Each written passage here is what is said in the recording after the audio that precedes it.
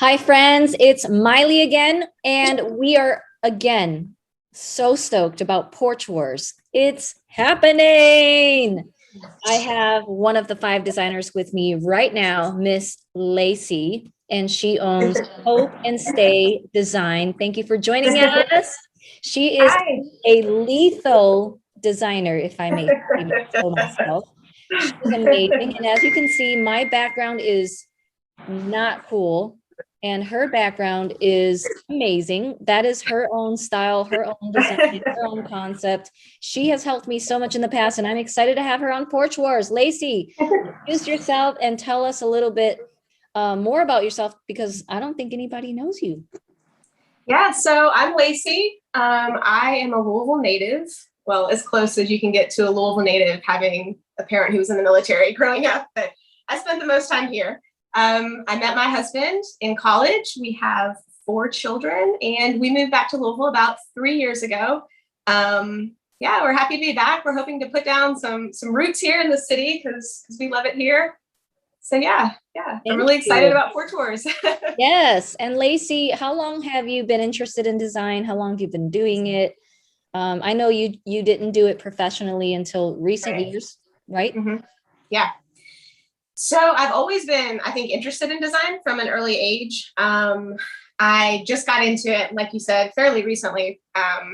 But I mentioned my dad was in the military, so we moved just all over the country. And my mom always, she did a really good job of making our house a place that was just like a refuge to come home to. And she did that through making it beautiful. I mean, she decorated it really well, and we just always felt comfortable there, which was great because we were always so far away from family and friends. And I think that is probably what started my interest in design. Just yeah, my mom, like her making our house beautiful.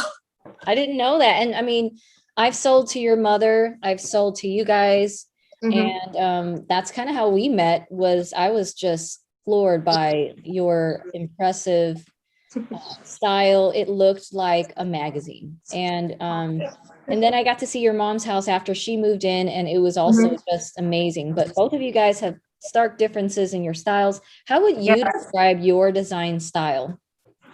So I think I'm probably most drawn to and most influenced by mid-century modern. I just love the rich colors. I love the wood tones and the lines of the furniture. Though I would say I love farmhouse and I love bohemian. And I think what makes design really interesting is having elements from multiple styles kind of worked into the room. So it should feel cohesive, but I don't like things to feel like too matchy either. Yeah, I think you do a great job of that. And something I personally learned from you is lighting, which to this day I give credit for because I did not realize how lighting changes the entire mood of a space.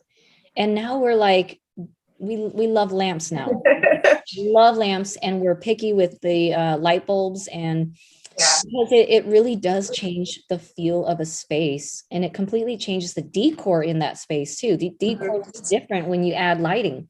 So anyhow, tell us a little bit about Hope and Stay Design. What does that mean to you? Why the name Hope and Stay?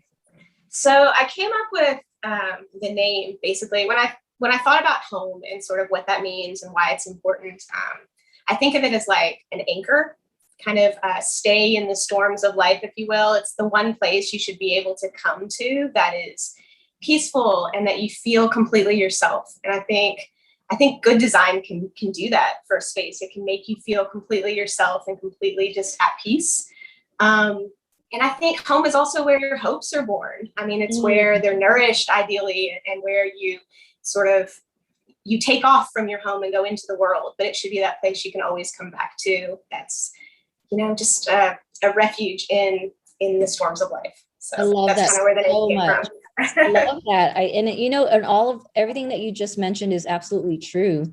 Home is a place where hope should spring up from. Not all of us get that hope, but when you get to create your own space, you get to invite hope into it as well. Right. And that can happen in any part of the home. And so let's talk about porches. Yeah. What kind of porch tip or trick can you share with us today?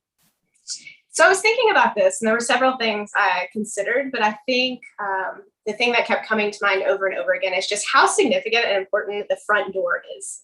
Like, I think the front door should be the superstar, if you will, of your porch. That is where you're going to be greeting your neighbors. That's where people are going to be invited into your home. And so I think whether it's through a pop of color or well-placed plants or pretty house numbers or nice mat or rug, I just think the emphasis of your porch needs to be the front door. And that should be Love that. inviting. It should be, yeah, just the center of the whole design, I think.